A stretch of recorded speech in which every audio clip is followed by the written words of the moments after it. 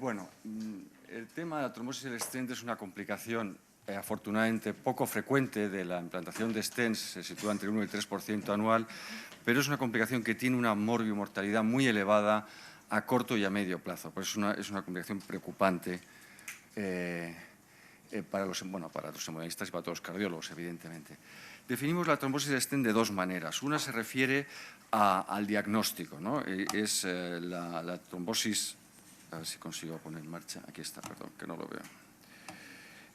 Al diagnóstico. La trombosis stent definitiva se refiere a aquella que se demuestra por medio de angiografía o post-mortem, no sé, que no hay posibilidad de duda, posible cuando es cualquier muerte no esperada en los primeros 30 días de implantación o infarto miocardio en el territorio afectado, y posible cualquier muerte no explicada pasados 30 días de la implantación del stent. Por otro lado, hay otra definición respecto al tiempo, en la que es la precoz, en los primeros 30 días de implantación del stent, tardía, entre un mes y un año, y muy tardía, pasado un año de la implantación del stent. Las causas de la trombosis del stent se pueden dividir en dos grandes grupos. Unas que se refieren a factores del paciente, entre las que predomina la discontinuación del tratamiento antiagregante, y fundamentalmente otras tres, que son hacer una angioplastia en un síndrome coronario agudo, diabetes mellitus e insuficiencia renal, que son estas cuatro las más importantes que se refieren a factores del paciente. Pero la otra mitad de la culpa de la trombosis del stent se refiere a la técnica. Entonces, hay factores del stent que se refieren al diseño, a si es stent recubierto o no stent recubierto.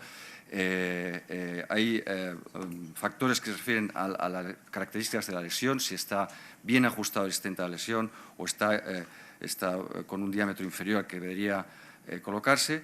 Y hay factores relacionados puramente con la buena indicación de la implantación del stent, es decir, ajustar el diámetro adecuado, que he dicho ahora, ajustar la longitud adecuada, no producir disecciones en los extremos, hacer una correcta expansión del stent. Con respecto a la frecuencia de estos factores en la trombosis de stent, tenemos indudablemente en primer lugar y en los primeros lugares también la interrupción del tratamiento con antiagregantes, tanto en los primeros días como en los primeros meses, y a continuación la segunda parte, que es la técnica del stent. Poner un stent no adecuado al diámetro del vaso, que haya lesiones proximales que no hayamos tratado, no conseguir un flujo adecuado, disecciones, bifurcaciones, no tanto la bifurcación, sino por la cantidad de metal que metemos en el stent, bifurcaciones, solapar stents, un stent encima de otro, también influyen. O sea que se divide en dos partes este tema.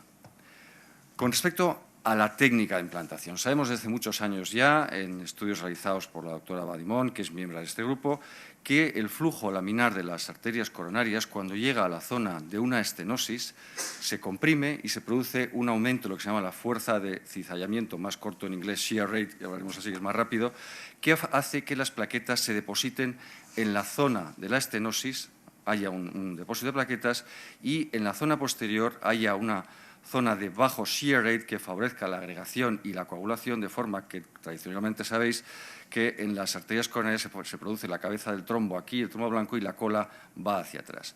Si implantamos un stent y no conseguimos una expansión completa de la lesión, producimos en menor medida también un aumento del shear rate en la zona de la estenosis, un mayor depósito de plaquetas, turbulencias y más facilidad para que haya trombosis del stent.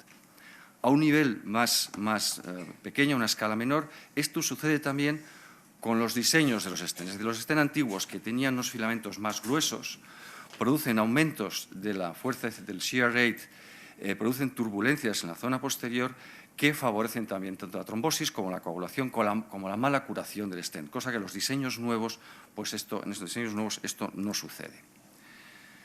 Así, tenemos que, efectivamente, si hay turbulencias en la zona de implantación de stent, bien por una estenosis no bien dilatada, bien por filamentos demasiado gruesos, pues hay una curación incompleta de los stents, no cicatrizan bien, no se cubren bien los filamentos, los struts.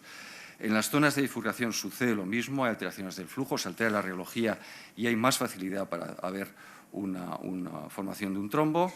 Si el stent está infradilatado,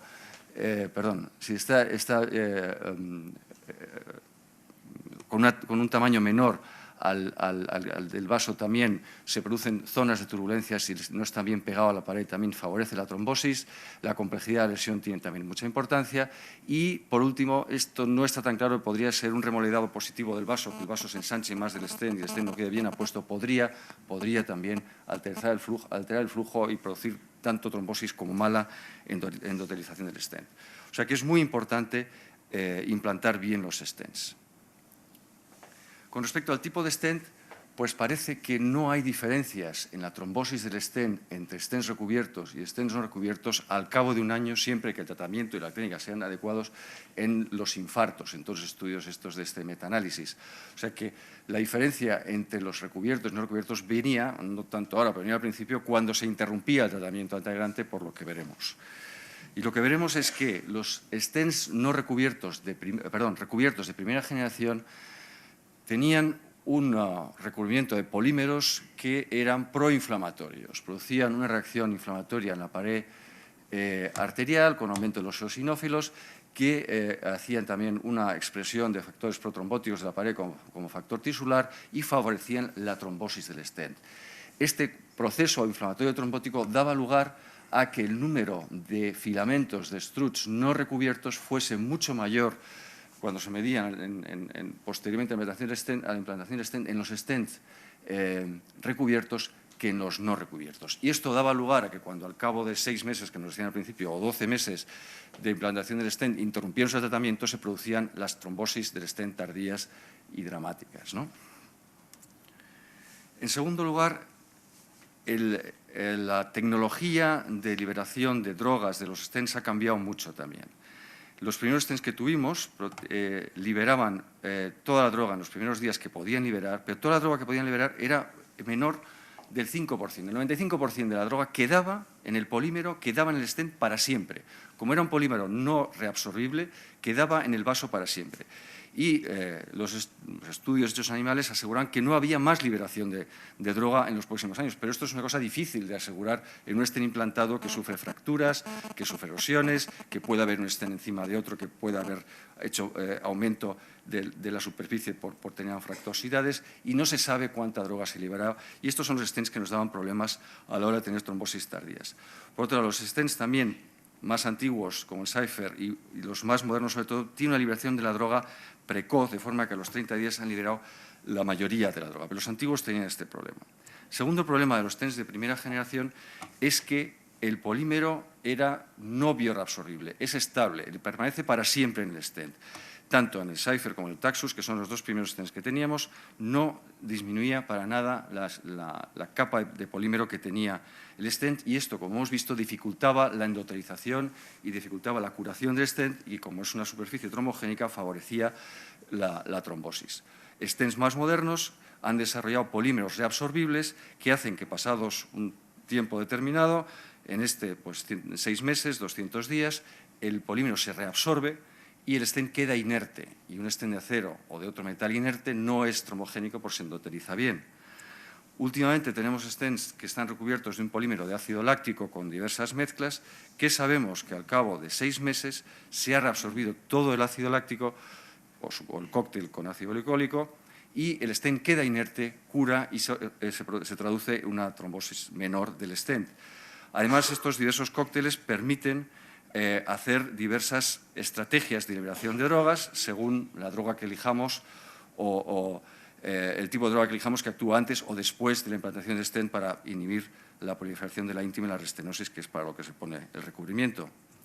Como decía, estos stents nuevos en la línea azul con polímero reabsorbible, que a los 6 meses son inertes, presentan una menor tasa de trombosis definitiva del stent comparado con los stents de primera generación, que ya se ve que el primer año no hay diferencias, efectivamente están con tratamiento antiagregante los dos, pero a partir del primer año las curvas van separándose y hay una diferencia casi significativa ya al 4.º año de la trombosis del stent. O sea que el tipo del stent a elegir también es muy importante para prevenir la trombosis del stent. Con respecto al tratamiento antiagregante, pues ya creo que se ha dicho todo, no voy a decir nada, salvo que Tanto el prasugrel, en este caso, en lo que se refiere a trombosis del stent, como el ticagrelor, probablemente el beneficio que tienen en reducir los infartos uno y la mortalidad de los infartos otros es debido a una reducción de las trombosis de los stents. Sobre todo en los primeros días, de aproximadamente 1,74 al cabo de un año a 0,80, y precisamente el prasugrel fue aprobado en Estados Unidos por esto, por reducir la trombosis de stent y la tasa de infartos, porque no reducía la mortalidad, y el ticagrelor, pues exactamente igual. Tanto en la trombosis definitiva, probable, definitiva o posible, hay una diferencia significativa de 1,6 a 1, 3,1 a 2 de un punto casi, en la reducción de trombosis de stent, y además el ticagrelor reduce la mortalidad global, un tema muy importante que no hay que olvidar, y que probablemente sea debido a que tiene un perfil menos hemorrágico que el otro, pero esto queda por demostrar, pero bueno, es un tema abierto para discutirlo después. ¿Cuál es la duración óptima del tratamiento con clopidogrel o con antiagregantes tras una implantación de un stent? Pues es un tema que, como dice este editorial reciente, sigue todavía estando en duda, ¿no? Inicialmente, los estudios randomizados de los Taxus en los años 2002-2004 nos decían que con 6 meses, 3-6 meses era suficiente, nos dimos cuenta que no, las guías lo aumentaban a 12 meses y sabemos, por este estudio realizado en Corea, publicado hace 2 años, que a partir de 12 meses no hay beneficio en continuar el tratamiento doble antiagregante, sí con aspirina, pero no clopidogrel con aspirina. Como ahora tenemos estos stents más nuevos que no tienen este problema del polímero permanente y no reabsorbible, sino que quedan inertes al cabo de poco tiempo, pues la pregunta del millón era si podemos reducir otra vez a 3 o 6 meses el tiempo de la doble antiagregación. Y hay 2 estudios, el ISAR-SAFE, que compara cualquier tipo de stent recubierto, la trombosis del stent, el tratamiento a 6 meses versus 12 meses, este estará finalizado para finales de este año, y el Optimize, que es solo con un tipo de stent, el de Zotarolimus, que compara 3 meses con 6 meses y 12 meses, y estará a principios del año que viene, y nos permitirá manejar los stent recubiertos con más margen clínico, ¿no? Que hasta ahora es un tema a considerar porque hay que tenerlos antiagregados durante un año entero. Un tema importante que se ha tratado aquí también es la respuesta al tratamiento, ¿no? Así como los pacientes con aspirina, aunque el doctor Fernández Ortiz decía que todos responden, pues hay algunos que no responden, pero tiene una definición clara. Estas son agregometrías realizadas en nuestro centro y podemos ver que en las agregometrías con aspirina hay un porcentaje pequeño que no responde y el resto, por debajo aquí de 300 unidades, responde a la aspirina y entre medio pues prácticamente no hay nada. Sin embargo, con clopidogrel hay un porcentaje por encima de 440 que no responde y luego hay una gran variabilidad de respuesta de la agregación plaquetar por los temas que se han comentado aquí, debido a su metabolismo, interacciones, polimorfismos del citocromo P450, etcétera, que ya sabéis. Pero este es el problema fundamental que tenemos con el clopidogrel y que parece que ha sido un poco superado por los 2 nuevos antiagregantes. Y el problema es que si comparamos, siguiendo la misma técnica que comentaba anterior, esta agregación automatizada, los no respondedores con los respondedores, en este estudio los no respondedores son el quintil superior, el 20% de valores más altos de agregación post-tratamiento con clopidogrel, la diferencia en la trombosis del stent es tremenda, de 0,2 a 2,2, ¿no? Y la diferencia en mortalidad también es muy grande, o sea que es un tema a tener en cuenta. Por otro lado, se ha hablado de los portadores de polimorfismo CYP2C19, que efectivamente en diversos estudios, como metabolizan mal la prodroga del clopidogrel y no se produce metabolito activo, también tiene una incidencia mayor de eventos adversos. Y, por último, está la famosa reactividad plaquetar, que es un tema difícil de definir, pero que existe, es como las brujas, ¿no? No se han visto, pero existe.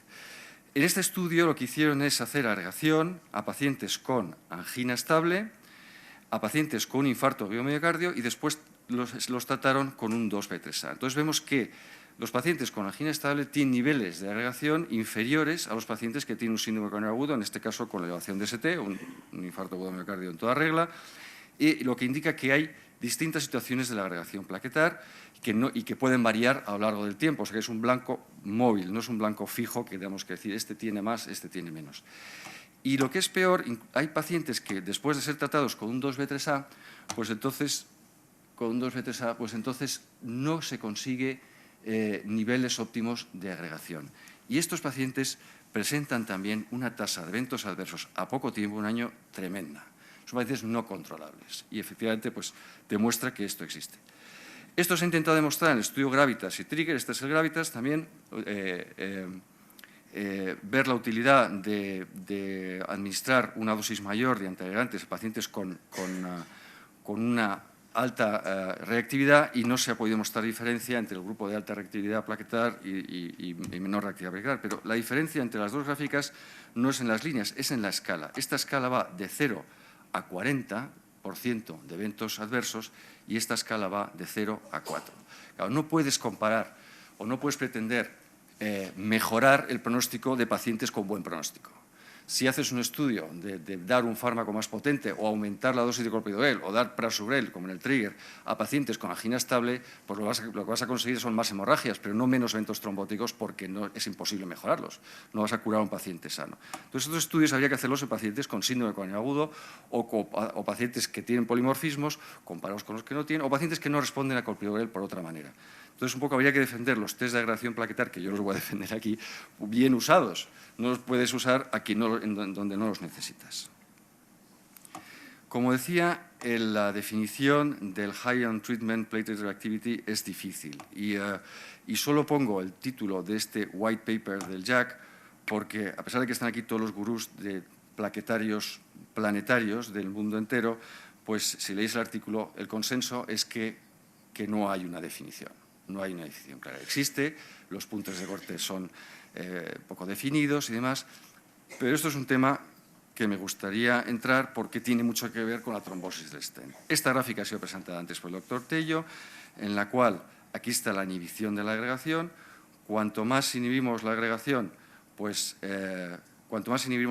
menos eventos adversos tenemos, trombóticos en este lado, bajan, y cuanto más inhibimos la agregación, más hemorragias tenemos en este lado, con lo cual el blanco terapéutico estaría en medio, una gráfica bonita, perfecto, todos estamos de acuerdo. El tema es que este punto, este blanco, como digo, no es un blanco fijo, es un blanco móvil. ¿Por qué?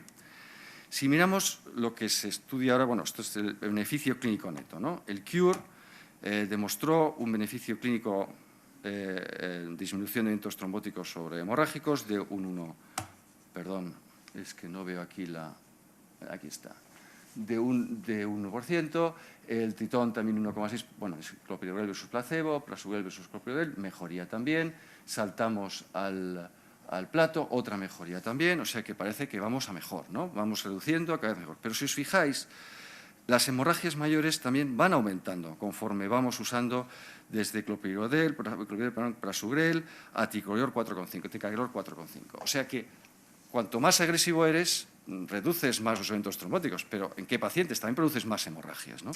Entonces, no es lo mismo, como decía, reducir los eventos en este tipo de pacientes que en este tipo de pacientes. Aquí sí que podemos usar los antiagregantes más potentes en situaciones protrombóticas, como es con un stent implantado, pero probablemente en los pacientes con angina estable igual no necesitamos ser tan agresivos o con menos factores de riesgo, no diabéticos, etc.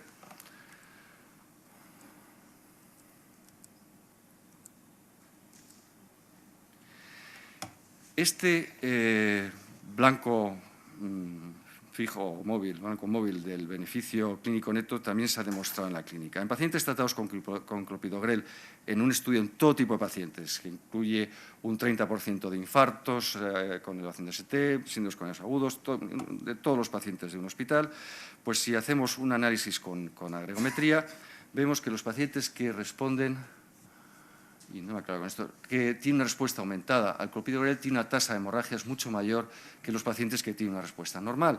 Y efectivamente, en este lado de la gráfica, si vemos aquí los niveles de agregación, aquí los que están muy inhibidos y aquí los que están poco inhibidos, y comparamos hemorragias mayores y trombosis del stent contra la inhibición de la agregación, vemos que los que están muy inhibidos tienen muchas hemorragias, los que están inhibidos lo justo pues tienen muchas hemorragias y eventos adversos, en este caso hemorragias. Los que están inhibidos lo justo, pues tienen un equilibrio entre hemorragias y eventos trombóticos, y los que no están inhibidos tienen un aumento de eventos trombóticos. Y el problema es que esta curva se mueve hacia un lado o hacia otro dependiendo del riesgo trombótico y hemorrágico de cada paciente. Y esta es la variable que falta incluir en los estudios para que los estudios salgan bien y podamos ajustar la agresividad del tratamiento antiagregante a las condiciones del paciente. Y ya por último,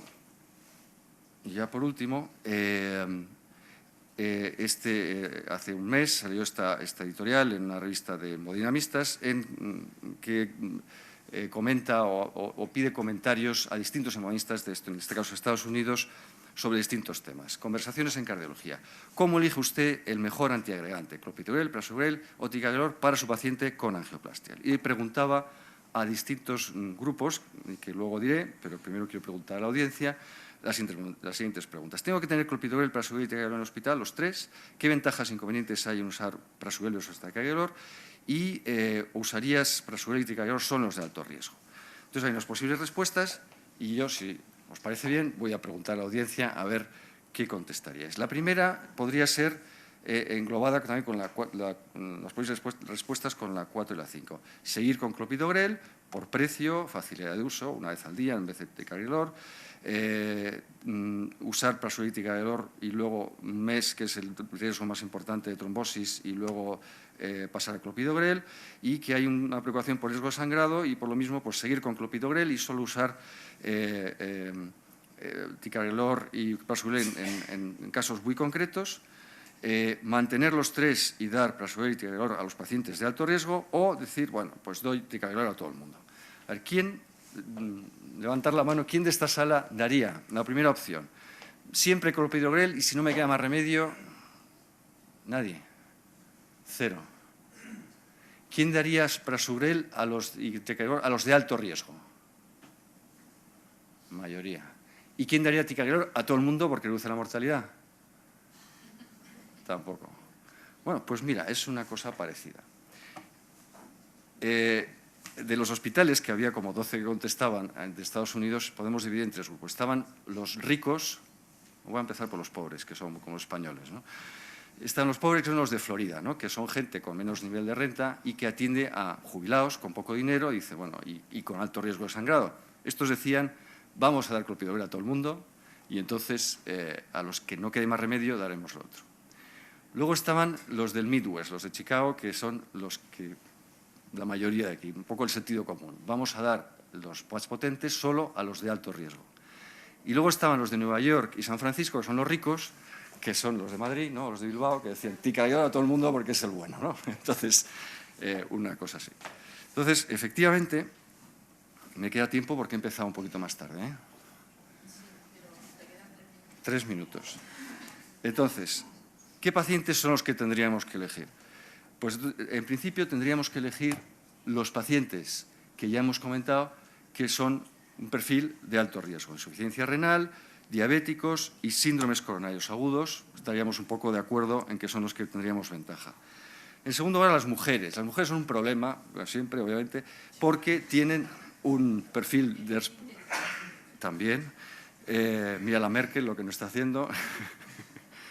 porque tienen un perfil, una respuesta biológica diferente a la agregación que los hombres, no voy a entrar porque me falta tiempo, y porque se ve que efectivamente la enfermedad aterosclerótica, o por la edad o por lo que sea, es diferente y en ellas es más beneficioso el tratamiento antiagregante en los síndromes, en los accidentes vasculares cerebrales y menos en los infartos. O sea que, por otro lado, están infrarrepresentadas en los estudios, no sabemos muy bien lo que hay que dar y, muy importante, es posible que estemos sobredosificando porque pesan menos. No es lo mismo dar ticagrelor a un tiarrón de 80 años de 80 kilos que a una señora de 60 kilos. Es un tema a tener en cuenta también. Y los test de agregación. Si somos capaces de distinguir los que responden y los que no responden, fijaros que los pacientes que responden bien a clopidogrel y si el stent está bien implantado tienen una trombosis de stent a los 30 días mínima, que es comparable 0,2 a la del prasugrel. O sea que no estaríamos haciendo, esto está sin estudiar obviamente, pero es sentido común, no estaríamos haciendo ninguna burrada si discriminamos a los pacientes de esta manera. Y por último, la última pregunta que hacían en este editorial era qué ventajas habría entre ticagrelor y prasugrel. Esto es difícil de definir todavía porque no hay ningún estudio hecho, pero en este metaanálisis, si comparas prasugrel o ticagrelor versus clopidogrel, efectivamente hay una disminución de la trombosis del stent obvia y manifiesta, sin aumento de las hemorragias. Esto es discutible por el diseño del plato, pero si comparas prasu contra ticagrelor, pues habría una mejor respuesta, una menor trombosis del stent con prasugrel y más hemorragias con prasugrel. O sea, parece que el prasugrel es más potente o que el ticagrelor tiene un perfil hemorrágico menor. Esto hay que tomarlo con la precaución que merece, porque es un metaanálisis posterior, pero bueno, es una información inicial. Muchas gracias.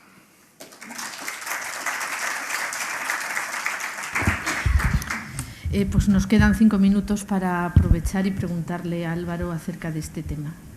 ¿Hay alguna pregunta en la audiencia? Paco, ¿quiere hacer una Álvaro, aparte del blanco móvil, están los médicos móviles, en el sentido de que perdemos muchas veces, cambiamos el objetivo de nuestro interés. Hace unos años nos daba miedo la trombosis del stent y entonces ha sido clásico lo de al menos 12 meses, incluso las guías últimas americanas te ponen también esa frase, at least 12 meses. Es que los americanos no tienen los stents nuevos que tenemos en Europa. Y sin embargo, ahora en Europa tenemos más miedo por las hemorragias. Entonces, ese cambio de ¿hasta cuánto tiempo estarías tú tranquilo con la doble antiagregación, con los nuevos stents y sobre todo, por ejemplo, con los nuevos antiagregantes, que se puede hacer un switch a antiagregantes de menos potencia? Hombre, es la pregunta del millón, ¿no? Nosotros ponemos stents, los recubiertos todos son reabsorbibles y a los 9 meses a todos les suspendemos la doble antiagregación y no tenemos una tasa de trombosis de stent exagerada. Si además el paciente, que tenemos un 40% de los pacientes que hacemos son mayores de 75 años que van a tener intervenciones de cadera, de cáncer, lo que sea, a los 6 meses en muchos suspendemos la doble antiagregación y tampoco tenemos ningún problema. Con lo cual, yo siempre he pensado, y los estudios están demostrando, que estos stents nuevos que quedan inertes entre 3 y 6 meses, pues con 6 meses será suficiente y nos da mucho más margen de manejo. Pero bueno, hay estudios ahora en marcha que saldrán poco y nos dirán si esto es verdad o no es verdad con esta nueva generación de stents. ¿Y lo de cambiar al fármaco? Yo me he visto obligado a cambiar en bastantes pacientes con prasugrel y con ticagrelor por hemorragias, por complicaciones hemorragias a clopidogrel. Pero si es un paciente de alto riesgo, yo no veo que son los que tenemos en general con síndrome coronariano agudo o diabéticos, pues yo mantendría la droga hasta el tiempo necesario, 9 meses o 6 meses, lo que decidamos. Sí. ¿Hay alguna pregunta más? Sí, mi pregunta está muy relacionada con esto y es que ¿cuál es vuestra actitud y cuál es tu opinión sobre la duración óptima de la doble antiagregación en pacientes con stent convencional, que también existen, ¿no? No todos son stents farmacoactivos ni incluso ultramodernos, sino que todavía hay un amplio mercado de utilización de stent convencional. Sí. El stent convencional, hay estudios angiográficos y ultrasonidos hechos hace más de 15 años que demuestran que se endotelizan totalmente en un mes. Nosotros damos un mes de doble antiagregación. Igual, un mes. Y, hombre, no estoy en un centro de volumen pequeño, pero no tengo la percepción de que pueda haber eso. Y hace muchos años que lo iba haciendo y damos un mes solo. Si es un bypass con carga de trombo, que has puesto 7 stents secuenciales que no sabías, en fin, que había, entonces pues lo alargaría un poco más, pero tampoco con ninguna base científica, nada, pero simplemente por la carga de trombo. Pero en general, un mes. ¿Y qué proporción de stent convencionales tenéis vosotros puestos con respecto a recubiertos? Pues 1/3 convencionales, 2/3 recubiertos. Supongo, sí. Supongo que utilizas el criterio de quién tiene más riesgo hemorrágico y procuras... Uno es el riesgo hemorrágico, pacientes de edad, etcétera. 2, tratamiento con anticoagulantes. Otro criterio importante es si el vaso es mayor de 3 milímetros, la restenosis es bastante similar y es un stent corto, con lo cual puedes poner un stent no recubierto y no ganas en beneficio de restenosis y sí ganas en beneficio de menos eventos hemorrágicos. Sí.